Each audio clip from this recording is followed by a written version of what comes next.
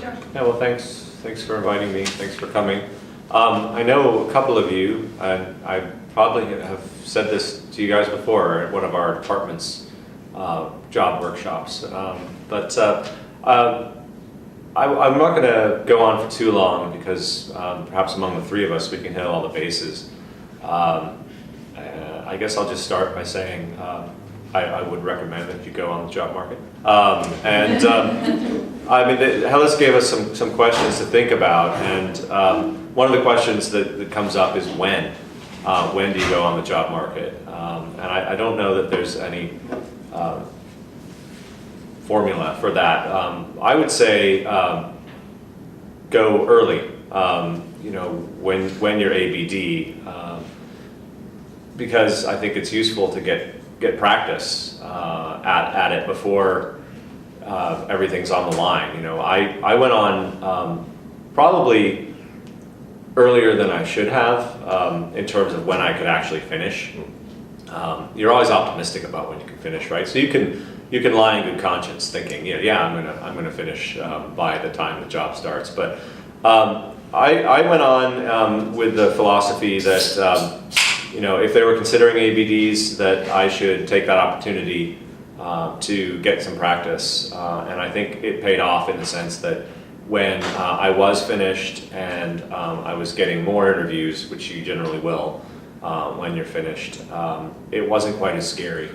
Particularly the big meeting, whatever it is in your field. In our field, it's the AHA, the American Historical Association. To have gone through that process a few times when it felt like there was less on the line, I think was very helpful.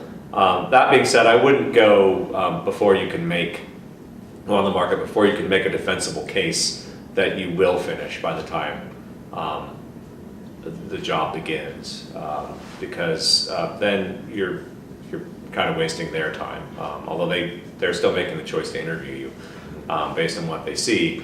Oftentimes they'll figure it out. You know, if they ask you to send the dissertation, which had happened to me in one case. University of Wisconsin was accepting ABD applications, and they asked me to send my what I had in my dissertation, and then they never contacted me for an interview. So they probably looked at it and said, this guy's not actually going to finish. So I would say, you know, when you're ABD and when you have some chapters under your belt and you can make a defensible case that you will be finished by the time the job starts, go on the market. You don't have a lot to lose at that point. The other thing I'll say, and then I'll just turn over to Fred, is about the cover letter and the CV. In terms of things to keep in mind and red flags to avoid. The cover letter is crucially important, I think, obviously in pitching yourself, presenting yourself to the search committee. And the most important thing I can say about it is use it to lead the search committee through your CV. Yes, you're going to send them the CV, but they're just going to, once you've been on a search committee especially, the CVs all start to look the same. And you really need to use the cover letter to highlight what it is you want the search committee to know about you. And so don't assume that the CV speaks for itself. And the other thing is tailor it to the job. I mean, especially when you're applying to a lot of institutions, I think the natural inclination is just sort of use a template. And we've probably all been on search committees where there's somebody, or graduate admissions committees, where somebody forgot to change the name of the institution they're applying to, and that usually doesn't look very good. So tailor it to the job, and particularly, you know, different types of institutions. A red flag for a small liberal arts college is going to be someone who spends the first 3 paragraphs of their cover letter talking about their research, and then only belatedly, if at all, talks about their teaching interests. The important thing is that you show them that you understand what kind of institution they are and what their core mission is. A small liberal arts college or a community college isn't, I don't want to exaggerate, but to a large degree, you know, they're not going to be as concerned at all about your research agenda, because what they want to know is, can you teach? What can you teach? And That speaks to another point, which is do your homework on the institution and on the department you're applying to, particularly in terms of classes and where you fit into their department. I mean, the job description may be very broad depending on what they're looking for. So you need to make the case that you fit and that you can complement what they have, and also that you're willing to be a good citizen. In other words, don't say, I want to come in and I want to teach all these courses on, rum in Barbados. Yeah, they're going to want some of your specialty, but they also want to know, are you willing to and able to handle the service courses, so to speak, the introductory surveys, or the courses on methodology and so forth that they offer. So look at their course catalog, look at the department's website, look at who teaches what and who's there, and think about how you complement them, and then make that case in your cover letter, so that it's not generic and that it shows that you are interested in them, and that you know something about them, and who they are. So with that said, we'll just go down the line, I guess. Yeah, I completely agree. That's excellent advice, everything you just said. And once you've been at an institution for a while, then you can teach a course called Rum in Barbados. But it might take you a little while to get there. I guess just my own experience with the job market, as I was finishing my PhD at University of Florida, one of the things I was interested in getting was teaching experience. So I was an adjunct visiting professor in the honors program. I thought that was really important for my CV to prepare myself, to get some classes under my belt, so design some classes that would sort of stand out, and just to have those evaluations so that when you go up on the job market, you'll be able to say, okay, I've taught these courses, these are the evaluations I have, take out some nice snippets that students say nice things about you. So that was very important to me, and I actually gone on the job market early, was ABD, and I applied for jobs and actually got interviews for jobs at a time when I wasn't going to have my dissertation done by the time of, by August. But I remember my first job interview at Macalester College, small liberal arts college in Minnesota, and it was a great experience. I went up there, I saw the potential of what it could be, to be on an interview, to look at an academic institution, to learn the language, and what are the types of things that are important. Washington and Lee University, I also had an interview with them, and finally Western Michigan University was my first real job offer. And I remember that interview, meeting with the chair. As a cultural anthropologist, even though I was an archaeologist, I tried to make sure that I was broadly trained enough during my degree that I could speak to the needs of all the subdisciplines of anthropology. And it was the job market is really tough in anthropology, but I feel like I got pretty lucky, and I think that as far as that interview was concerned, it was, recognize that they need people to teach introductory courses. I mean, that's probably what you're going to be doing your first year out, is teaching the courses that pretty much nobody else wants to teach, or that nobody's taught in a long time. And those are usually the big lecture hall courses. And I agree that small liberal arts schools are going to focus more on your teaching than your research, and so you have to keep that in mind. Do your homework, try to see where you fit within the department, how your skills and your interests complement the other faculty in the department, but also see if you can build bridges to other departments on campus.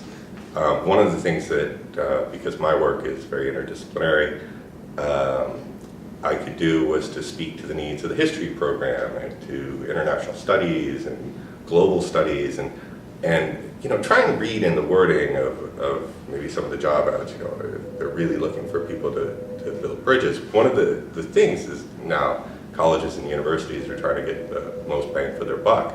So that if you can come into a department, but also be able to maybe teach a course or be an affiliated faculty with religion or history or American studies or Latin American studies, that would be an added bonus. And the fact that you recognize that, I think, is going to be important as well. I'm trying to think what else I can say about the experience.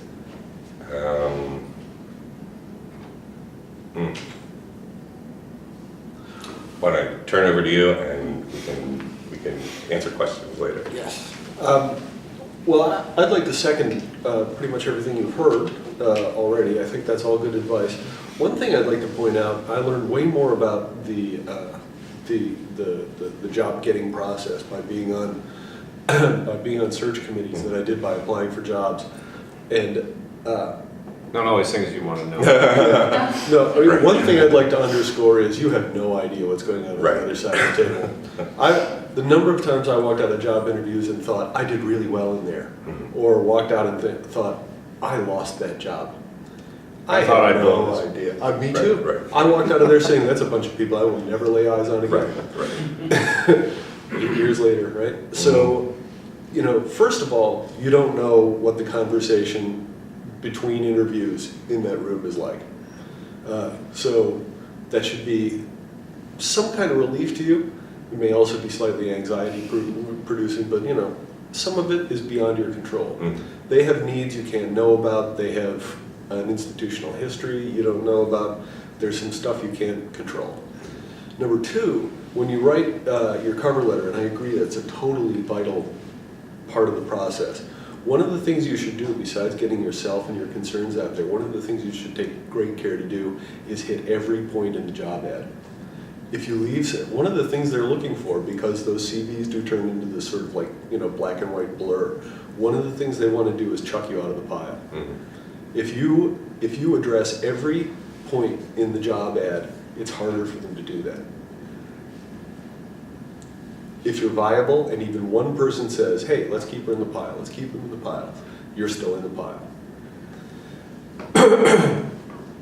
I think the point about stressing your fit with the department and their curricular needs is also key. If you're in an interdisciplinary program, like American Studies, and you're applying to a program in which, for example, you will have to have another tenure home, because it's a program the way it is here, it's very nice for you to be able to make a strong pitch to what could or should be your prospective tenure home. Right?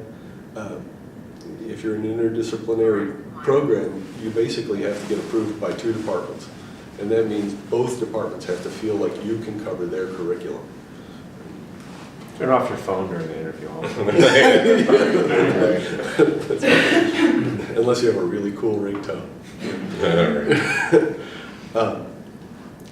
So that I think that's very important. Understanding the department you're talking to, being able to recognize and even discuss the kind of work they do, shows that you're motivated, that you care about them, that you understand them, and that you think you could be a productive part of their operation.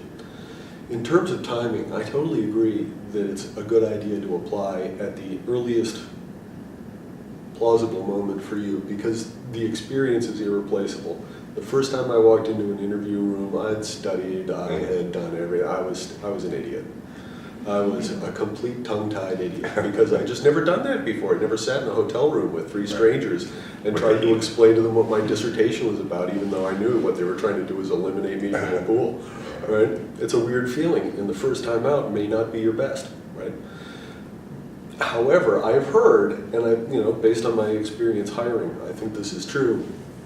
You are most viable once your advisor is willing to say that your defense is scheduled.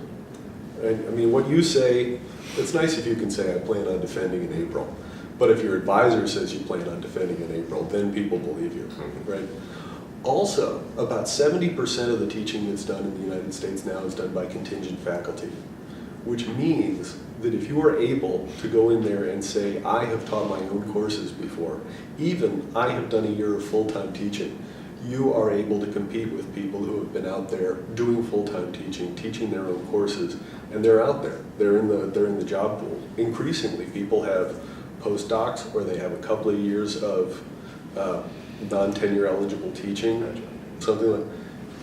And to be able to answer, what they have is a strong thing. I mean, I think this is terrible, frankly. I'm very proud of the fact that William and Mary does this in a very minimal way. I have taught at institutions like the City University of New York, I hope you're watching, where this turns into a routine, exploitative form of two-tier education. Unfortunately, they are training a group of people who have very strong teaching credentials for you to compete with. So if you find opportunities to get a little teaching in there, I strongly recommend you go for it, and if possible, even teaching your own courses. Yeah, I'd add to that we've had students who taught at VCU and Christopher Newport, and I remember, in Florida, we would drive up to Valdosta State. I mean, anywhere to sort of get some teaching experience, as long as it doesn't cut too much into your dissertation writing. Right. Ask if your advisor can set you up with something local or whatever.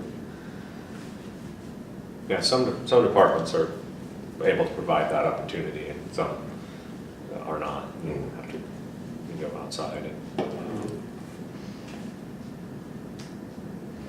Open for some questions as well, and then we can just continue into the more conversation perhaps. There's a whole host of issues we haven't covered. Maybe it'd be more useful to get your. One thing that came up in the history search last year was that the 3 different candidates had extremely different scopes for their job talk. So I was wondering what is kind of the right size of topic to take on. The job talk is tricky. That's where you're putting your research out there. I think one of the keys is to get as much information as you can from the search committee chair going in concerning their expectations. In terms of length, especially, you don't want to have an hour job talk and talk for 45 or 50 minutes of it, because academics always want to hear themselves talk and they want to have time for questions. So make sure that you know how long they want the talk to be, and you kind of ask them. I mean, there are ways to do this diplomatically. You can ask about, do they want sort of a paper? Do they want a snapshot of your dissertation? Something akin to a paper you give at a professional meeting where it's about your research, but it's just a piece of it where you contextualize it and then you show them. Or do they want the broad sweeping overview? So I think that my advice is be as clear as you can, because sometimes they won't give you much help. Be as clear as you can about their expectations and then try to meet them. And remember, that you're dealing, although they're all people in your discipline, there may be, like we've talked about, other departments or programs involved. You have people in your program who are in the department who are very interdisciplinary in their work, but generally speaking, they're all going to be, although they're in your discipline, almost certainly they're going to be most of them are going to be non-specialists, and so you have to pitch it at a level that is interesting to them. In other words, show them how what you're doing speaks to issues in the discipline and in the field generally, not just narrow historiographical, in our case, narrow historiographical issues. That would be my advice.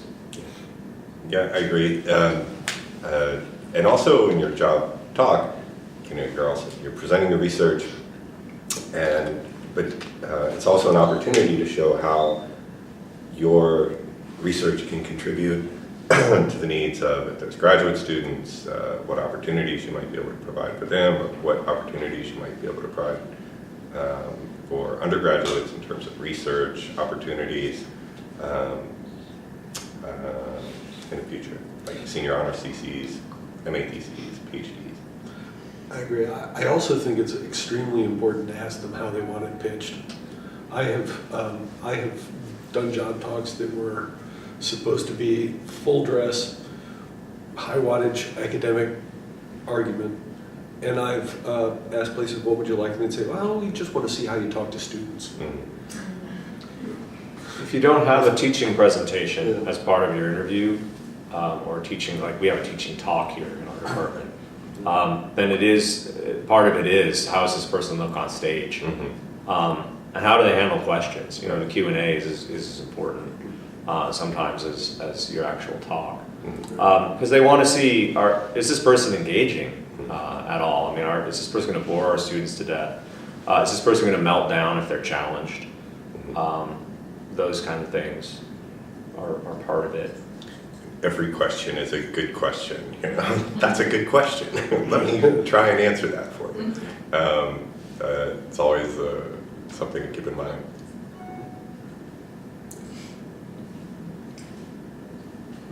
So what kind of questions can you expect in an interview? I mean, is Expect there the any way unexpected. Yeah. No one expects the Spanish Inquisition.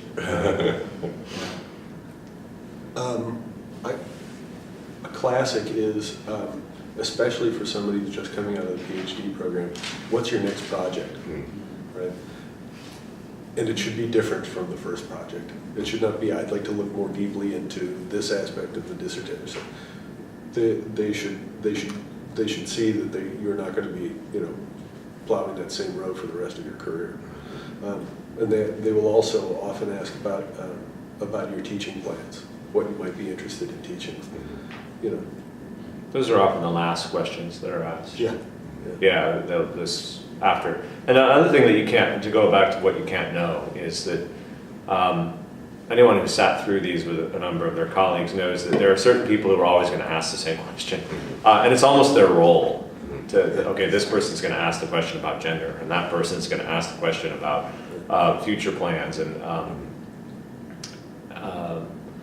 But a lot of it will depend on how your talk goes. And if people latch on to particular issues, a lot of the questions are going to be asking you to go to the next level in terms of your explanation. But you will probably get some that are completely out of left field, where someone doesn't really know anything about what you're talking about. And so some of them will be questions that are just kind of questions of clarification, or what about this? Or some will be not necessarily intended to rattle you in a capricious kind of way, but they'd be, you will sometimes have personalities in the room who that's their function, is to ask the weird question. And These are like in our department, it used to be Jim Axtell. Just ask the really weird question where you see the colleagues kind of cringe, like, oh, you do that, and then you're getting and actually this is a bigger point. Part of the purpose of interviewing, both at the initial stage and at the campus stage, is to figure out if you can see yourself spending X number of years of your life, maybe the rest of your life, Right. with these people in this department, in this place. Yes, we all are desperate to get a job, but don't be so desperate that you aren't attuned to the fact. There are people who raise red flags, and you're like, I had this happen to me. It's like, by the end, I didn't want the job. It's like, okay, bye. What I've heard is like marrying someone, because you gotta spend like 25 years with them in the same department and see them every day, so it's sort of like that. It's true, and the kind of interaction you have with your colleagues, which creeps into your mind as you're hiring, it's not like you're going to sit in their classes, and it's not like you're going to be listening to them give talks every week. Most of your interaction with them is at the level of department policy. You're talking about curriculum. You're going to be sitting with them in search committees. You have to know that their minds and hearts are compatible with yours. That's a nice thing to be able to come away from an interview feeling. What would be the first question? How do you open it? Say, I come in, and what would be the first question you would ask? Tell us about your research. Yeah, that's We're talking about the job talk or the interview? the The first interview. first stage interview. Mhm. Yeah, Yeah. Tell us about your research. Research. right. Bill, you got it? Yeah, so I think a lot of us are in the American Studies department, which is our program that's interdisciplinary. And while there are some American Studies jobs, a lot of the students apply for more traditional departments. And from the advice we've been given, it's more that we could cater as much to one discipline as we can. So if your work is, crit theory plus history, then really focus on the history part and get as much of an overview of that as you can. But from what you guys have described, just kind of briefly, was that universities are trying to get the most bang for their buck and, teach a lot of different courses. So, I mean, just on more of a practical level, while we're graduate students, which one of these directions should we go in? I mean, should we get a very broad overview that kind of is cross-disciplinary, or really focus on a few of them? This is a great question. Well, you're calling me out on this question. I mean, you're definitely speaking to the job ad, to the main department that's applied for that you're applying for the job. What I was saying is that if you then have additional skills or interest and research that speaks to other needs, you might, it would be worth mentioning, especially showing that you've done your homework and showing that, okay, here's an opportunity to sort of make a bridge to whatever it is, from applied sciences to religion to any other programs out there, to show that you're not going to be somebody who's going to sit in your office all day long and not talk to your colleagues and not engage with other people on campus and other people in the department. It's important to get out there. And thinking about this in terms of the job interview as well, Kalamazoo, I remember I made a joke, I said, God, do I really want to live in Kalamazoo, Michigan, when I got the first job at Kalamazoo, Michigan. And, but What stage did you make? This was actually a year before the job had come out. There was a job opening the year before. And I said, God, do I really want to live in Kalamazoo? But they're looking for this also. I mean, they're looking at this. If you come in as a hardcore research person, you're shooting for a tier 2 sort of school, they're going to look at you and say, wow, they're only going to be here for a couple of years and move on, not necessarily really don't seem to have an interest in being here or working with these colleagues. So you really have to do your homework in that respect and know who you're speaking to in the department that you're speaking to. But yeah, I think that it is important to sell yourself broadly, but most of all, be the person that they are looking for in that particular department. Yeah. The primary department, they'd like you to be a really interesting person who will get out into the university and stuff, but they also need you to teach, American history since the Civil War or whatever their intro survey is that would be your work. They need you to cover certain jobs because they have to be done unless it's a ginormous department or unless it's, CUNY and they're hiring an adjunct to do that. You need to be able to play your part, right? So I think that's an important pitch to make, and then to say, well, you're interested in a product of an American Studies department for a reason, so obviously I should tell you about the other cool stuff I can do. That's, And they may, to go back to your question, they may ask you, how do you see yourself complementing this or that program? And that's your chance to let your interdisciplinarity shine. Everybody these days at least pays lip service to interdisciplinary work.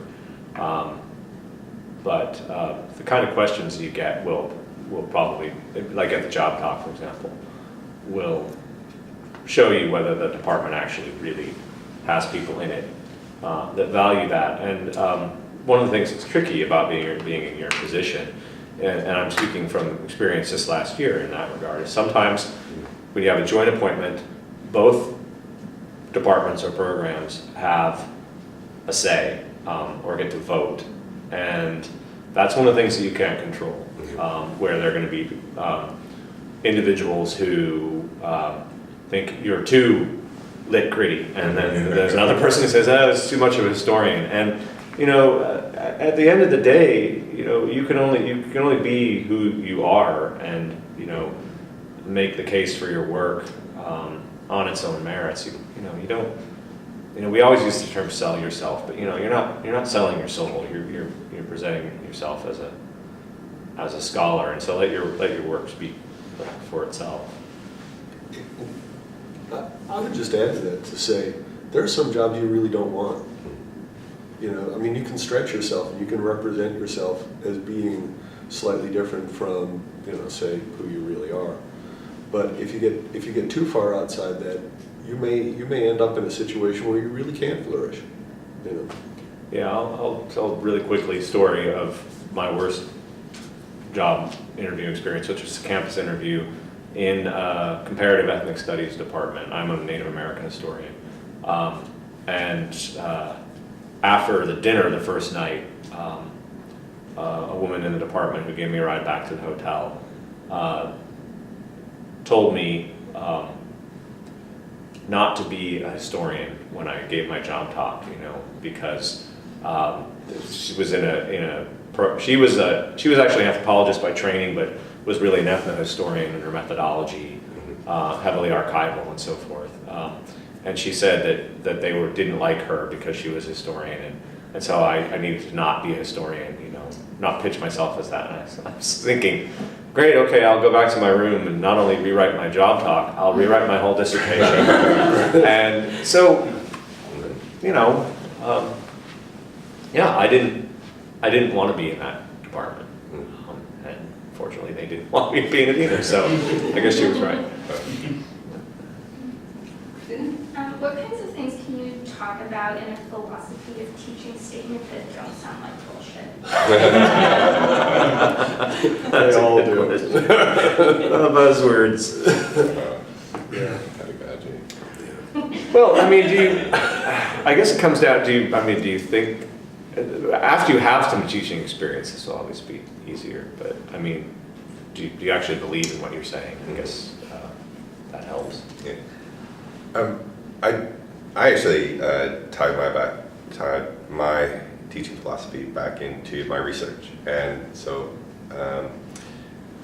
I draw from African diaspora studies and from my teaching philosophy, which highlights community, and so I tie that back into how I treat my classroom or consider my classroom as sort of an independent community in which everybody is expected to engage one another and interact with one another and learn from one another. As I looked at it, it was an opportunity for me to sort of reintroduce my broader research interests, but also tie it back into a broader philosophy about teaching within a particular paradigm of anthropology, history, in that respect. That sounds great. I may use that in the future. French philosophy, right? I think there are certain words or ideas that they're looking for in a philosophy of teaching. I think the important thing is to have one. When someone asks you either to write one or ask you a question about your teaching philosophy, you should have an answer. Whatever it is, formulate it in the most convincing way possible.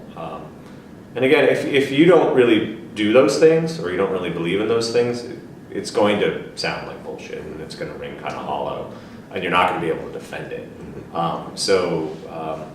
I'd be honest, but that being said, sometimes these things do have kind of a pro forma feel to them, like, okay. I've seen job ads where they say,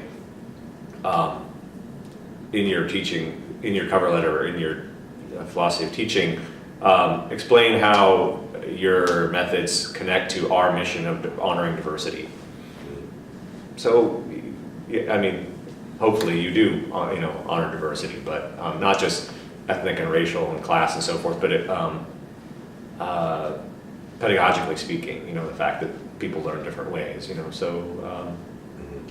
but it's a hoop. You have to jump through it. So maybe focusing on the first half of the question, what kinds of things are appropriate to talk about, the kind of ideas you have formulating courses, what themes you emphasize in your lectures, what goes in them? So the courses you teach are probably going to be a reflection of your own interests as well, right? So the courses, the main courses that are of interest to you, that you would like to design, are going to be a reflection of your own interests and your research topic, the social issues, the social groups. And I see it as sort of an opportunity not only to talk about, you don't want to say, I like to give exams, multiple choice exams.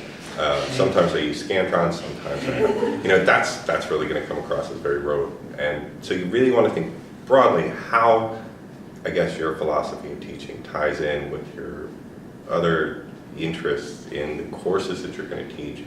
And also keep in mind the ethics of the courses that you're going to teach and how they, I know in anthropology, speak to descendant communities, how you see yourself, maybe not just speaking to descendant communities in your research, but also the community at large that you might be engaged with in the local community. Yeah, I think, you want to be specific, because that will make it less BS-y, in other words. So talk about how you approach class sessions, lecture, discussion, do you use film, whatever else you do, role playing, or assignments, the kinds of things that you use. How do you teach writing? How do you teach? Another thing that I think is kind of expected, but I think, to be honest, is at the heart of all humanist endeavors, is how do you teach critical thinking? What are the skills beyond the content in the class? Because students will, eventually forget most of the content. So what is it that you're doing for them, that you're giving them beyond that? Writing, critical thinking, those kind of things. But don't just say you do that. Try it, and so you're not gonna have a lot of space, but how do you do it? Give them a sense. And also, I like the idea of outreach, and also, do you get students out of the classroom? One of the things they're looking for is, or at least hopefully they're looking for, is innovative pedagogy. So, although we all spend a good deal of time lecturing, what else do you do to teach? I have a question. What are some of the worst things you've seen a candidate do during the interview, or also in terms of the writing components of their application, just from your experience? I have something really terrible, truly awful. Saying there's something you do not care to do. Right. If and I have seen it actually happen. If they say, well, would you be interested in teaching, whatever, Western medieval, and you say, really, it's not very interesting to me. You should just get up and leave. Don't even bother finishing the sentence. Yeah, one of the my competition for this job here, they had asked him if he was how he felt about working with graduate students and advising. He said, well, I don't really want to do much advising. I really have a lot of research to do. And that was sort of his out at that point. So really, you're gonna, if that's what they want you to do, you're taking a job, you are gonna jump through a lot of hoops, especially as a junior faculty, and do a lot of things, work very hard, and not get much sleep to meet all these things and to learn, what you're expected to do, and to do what you're expected to do in order to get tenure. And so I've seen people turn their backs on people as they were asking questions, which seems sort of rude, or just come across as really cocky and brash, and I don't have time for this department. So you really want to be able to show that you're interested in working with these people, that you see how you connect with the broader interest of a program. Yeah, I would second all that and add, don't bring up things that you're not prepared to talk about. I did that as a rookie mistake sometimes. In an interview, it was a first stage interview, I said, I'd be interested in teaching a course on environmental history, and the person very logically said, what might that look like? And it would be a course about environment and history. You know, or people, you know, mention a book, and you know, you feel like you should have read it, right? Or you bring up a book. I did this, you know, like bring up a particular book, and then say, "What do you think of it?" And I was like, I haven't actually read it. Yeah. So I mean, it seems kind of common sense, but in the moment, you just don't bring up things you're not prepared to talk about in an interview. And in light of that, it's not so bad actually to think a little bit in advance about different kinds of courses you could teach, so that if somebody says, well, how would that go? You know, especially if they're typical courses like your methodology course or an intro survey, it's good if you have like a basic plan that you could actually spin out for them a little bit. Yeah, you got to be able to think on your feet. That's one thing. And there are a lot of syllabi online that you can sort of, you know, go through and sort of get a sense and put together, you know, instead of helping you put together your own syllabi for courses that you might be interested in teaching, and have those available, or be at least prepared to talk to them. You know. And also about Fred's point, I think one thing that sinks candidates sometimes is in terms of showing interest in the institution and the colleagues that are interviewing them, is if you never ask them a question about themselves, about what they do. You know, especially at things like dinner, you know, or when you're walking, they're escorting you from one place to another on campus, and you never think to ask them, so what do you do? What are you working on right now? Right. Yeah, it's not that we're vain, but it's just like, it's sort of, I really have no interest. And part of it is because you're so much in a bunker, you're just like waiting for the next thing. But try and be a person. Well, remember that they're people as well. And it's not just about vanity. Ideally, a department should be a kind of a living thing with its own sort of energy. There should be some sort of exchange. When one of my students says, oh, you know, that makes me think about something Professor Levesque said in class. I think this is great. It's working. There's a reason we're all in the same building. And if you can make them feel like there would be a reason for you to be in the same building they're in, you know, that's good. And many of you are American Studies students, and I remember a couple of years ago you had difficulty with one of the candidates who said dismissed American Studies outright. That would be a mistake. We had an joint, looking for a joint appointment for Anthropology Right. and American Studies, and the applicant really did not care for the grad students and was really dismissive and just not very nice towards grad students, and he was just, boom, he was like, obviously didn't get a job. Yeah, a lot of departments, I mean, mine here is an example, involve their undergraduates and graduates, and they seek feedback, and it may not be the thing that sinks you, but it may not help. I mean, departments aren't going to hire based simply on what the undergraduates or graduate students want, but they do weigh it, because that person's going to be teaching their graduate students in there, and so It's tricky, especially be joint nice to appointments. people, even if they, you know, have not reached your elevated status yet. You know, be nice to them and be interested in what they're doing. What kinds of things can we pitch about the benefits of coming from William and Mary that would make us competitive against people from more elite institutions? In your opinion. More elite than William and Mary. Well, This will be the last thing I'll say because I have to leave to go to class. Okay. Is our commitment to undergraduate teaching. I mean, a lot of schools prioritize one or the other. I mean, your research one, you know, these are stereotypes, but you know, your research one institution where you're there to do research, or like the University of Chicago where it's all about graduate teaching. William and Mary, and I'm not just saying this because I've been here long enough to see that for the most part it's true. We value teaching and we value research. And we don't see those things as really being completely being separate, but they reinforce each other. And so our commitment to undergraduate teaching and at the same time faculty who are active scholars.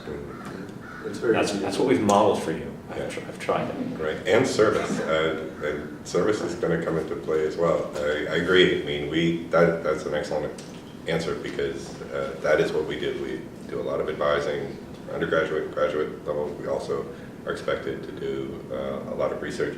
But we also have a strong faculty governance here that expects us to engage in service. So if you are president of American Studies Student Association, if you can engage in aspects of service around campus or around the community or within your field, I think that's another thing that kind of shines through with our faculty.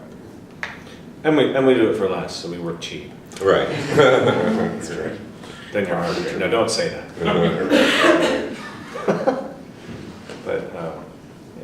But we do. I just have a question about sort of balancing, like how much time did you put into job applications? Because I'm sort of thinking like, okay, we're supposed to be doing this while finishing our dissertations and or maybe working and or maybe teaching and or presenting at conferences and publishing articles. So like how do you budget the time for it? I gotta go, but I'll just say, once you've done one, it becomes a lot easier. Yeah. That being said, again, you don't want to just run off a bunch of copies with the names of the institution scratched out, and another one written in. So once you've done it once or twice, it goes much faster, and you basically have a template that you can use. But I think the hard part is doing the homework. Looking into the institution and thinking about where you fit, because it's all about fit, and also the kinds of questions you want to ask them. Because both in the initial interview and on the campus interview, there will be times where they ask you, do you have questions for us? And that's one of the places where if you're like, nah, either they're going to think you're not interested, or you aren't serious. Well, those are the same thing. That you just haven't done, you don't know anything about them. So that's where the work goes in, is looking at the institution, and so I don't know if that really answers your question, but you can do it quickly or you can do it well. It's kind of like building on that. It's how many jobs do you apply for? Did you just find like half a dozen places you actually really want to teach, and risk like adjuncting for the next year or two while you go back in the market, or do you just like cast a wide net and hope you don't want to live in South Dakota? A couple of years in South Dakota could be good. That's right. Thank you. Motivate you to finish your book and go on to somewhere else. Yeah, sleep is one of the things that gets lost in graduate school, and then afterward. You're right. But yeah, and as far as your first question, I mean, if you have a question for us, it shouldn't be, how much money will I make, but really something that speaks to the department, because that's always your first, what am I going to, how much am I going to make? And one of the things you want to know about the department is how they see themselves changing. Mm-hmm. Most departments think of themselves as in transition in some way or other. Right. They're rewriting their curriculum, or they're hiring somebody new, or they got to replace somebody, or the dean just told them that they need to start doing this, that, or the other thing. Mm-hmm. Knowing about those plans and then being able to improvise some kind of curiosity about how you could fit in with them Mm-hmm. is that's really showing that you're thinking about being a good citizen. Right, and making them think, right? Asking them, so what do you see as the vision for your program? Where do you see yourself going? Because they're hiring you for a particular kind of road, how they see themselves going in the future. You can ask them, you're basically asking how you see yourself fitting within that program.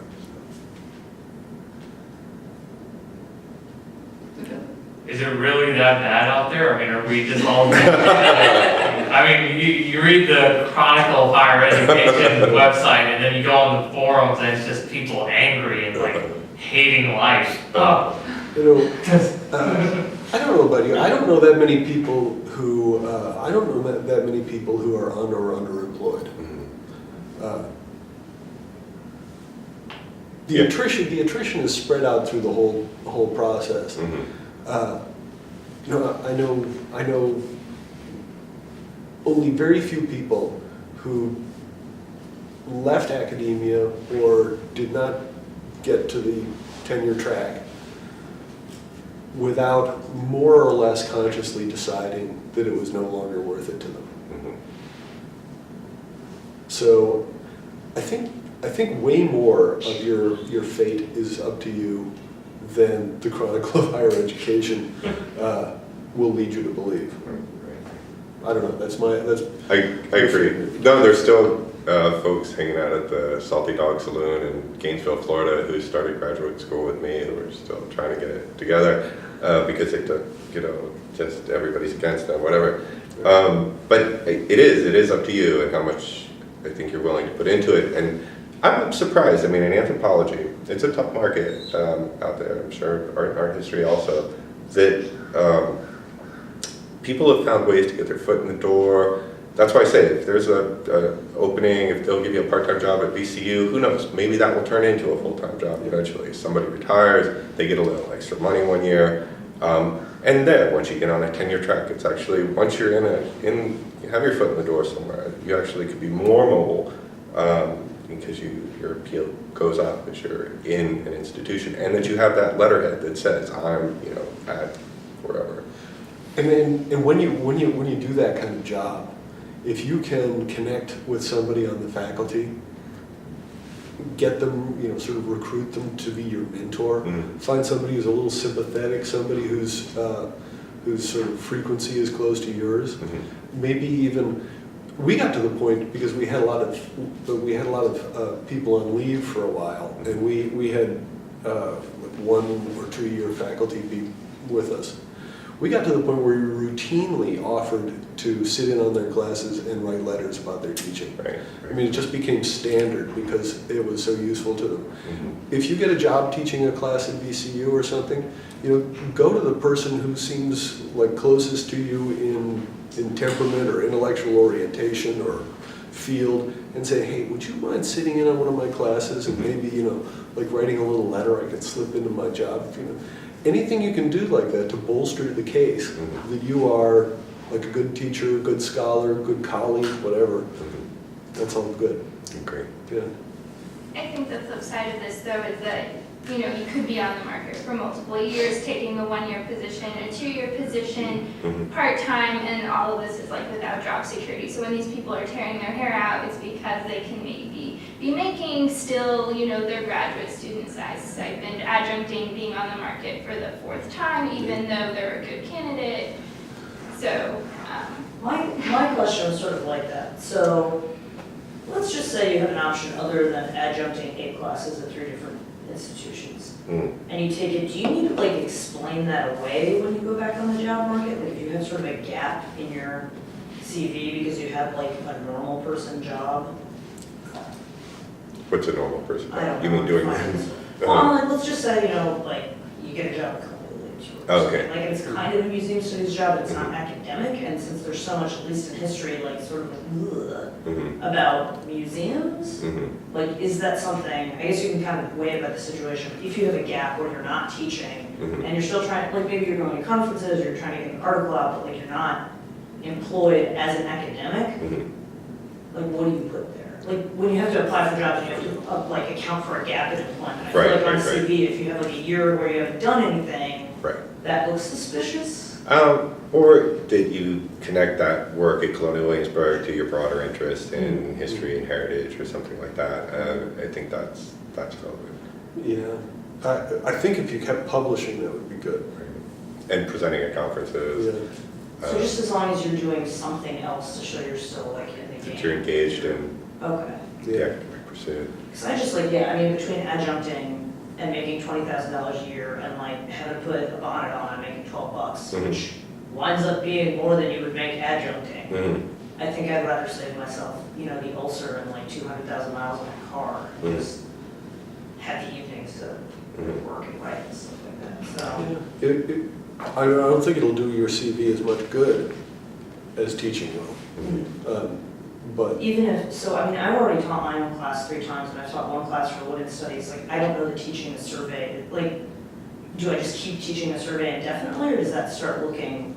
I think it's okay to keep teaching. I mean, just to have that on there, and more evaluations. I mean, I taught alcohol and culture for 6 semesters, and twice a year, 3 years. I mean, 6 times when I was in Florida.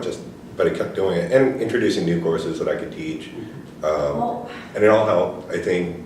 periodically we can campaign to teach a topical course, but at this point, I feel like teaching just takes so much of my, like, time and energy Mhm. that just, like, knowing when I'm gonna be done and going home and having a writing schedule. I mean, this is just me personally. Well, it's different when you file than when you haven't. Yeah, but I'm just thinking, like, if I can't teach a topical class, just keep teaching the survey, like, Yeah. this around. Oh, I mean, may even help you more to teach the big intro courses, because they're going to want to see that you can teach not just the boutique courses, as they call them sometimes. Because I'm also seeing just some stuff online that's like, if you just have one class on your CV over and over and over again, like, it stops pulling as much weight, Mhm. but. Especially in intro class, because that's Oh. probably what you're going to be teaching when you go Yeah. into the market. But going back to another question you had, that were you going to say something? Did you have something? no, I was just, It's the thing about the job, how many jobs do you apply for, right? Where do you apply? I mean, if you can tie in to the needs of a particular program, department, I mean, sometimes they don't know, a really broad job applications. There's a job out now for New World archaeologists. What does that mean? I mean, that can range anything from Paleolithic mammoth hunters in Arizona all the way up to historical archaeologists working in the East. And so again, doing your homework, knowing how you can tie in with that particular interest. And for me, I mean, my degree was in anthropology, but there were certainly history jobs out there in Caribbean studies, Latin American studies, that I thought, okay, I'll throw my hat in the ring for these. I didn't get the jobs, but I mean, I felt that there was some consideration. And there are sometimes in anthropology departments, there are historians teaching in anthropology departments, there are anthropologists teaching in classics departments. I mean, and I could see, maybe finding a home, especially in a smaller institution who's really looking, we need somebody to teach, that you could make that count. Would you recommend kind of like, I mean, I've thought about what kind of institution I want to teach at, and I'd really rather do like a small liberal arts, like teaching focused, Mm-hmm. like research is not as big. Do you justify to those types of institutions, or do you think it's wiser to cast a broader net? There's so few jobs, they just apply for Yeah. anything that even comes close, really. yeah. And I So mean, based more on the job ad than looking at any particular type of institution. right, I mean, you may end up at the University of Texas, which wouldn't be, who knows, may not be a bad thing. And then once you're there, then you could maybe move around more mobile, but it's easier to move around once you have a job and you're making money than it is to, just sort of limit yourself to a few schools at this time. But I mean, if that's what you're interested in, also you might actually start going out now, and Sweetbriar College out in up by Charlottesville. And I mean, there's so many schools around here that you could, small liberal arts schools, Mary Washington, place like that. You might even just say, hey, listen, I'm done this semester. I've got some free time. Do you need a course being taught? I could teach a Monday class, Monday afternoon class, and that'd be it. I did that a little bit when I was finishing up, and there was interest out there. Yeah. Well, thank you so much. Thank you so much for coming out, and I think this was great. A lot of very good advice. Good luck. Yeah.